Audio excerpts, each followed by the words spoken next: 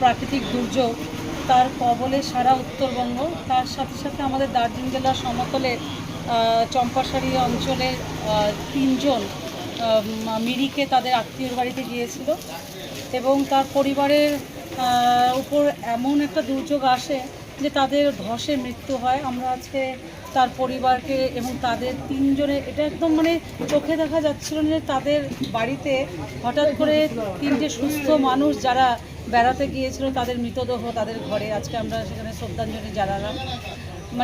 বিষয়টা সত্যি মর্মান্তিক।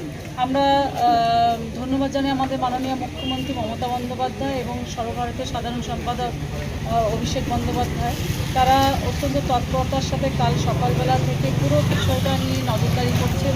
তারা বিভিন্নভাবে খোঁজখবর নিচ্ছেন এবং তাদের নির্দেশ মতোই আমরা প্রত্যেককে একদম আমাদের বুথ থেকে শুরু করে অঞ্চল, ব্লক, প্রত্যেকটা পদাধিকারী, প্রত্যেকটা নেতৃত্ব এই দুর্যোগের সাথে আমরা মাঠেই রয়েছি। তো আপনাদের প্রত্যেককে একটাই কথা বলবো, সচেতন থাকবেন, সবাইকে সচেতন রাখবেন, কারণ প্রকৃতির উপরে কিছু নেই।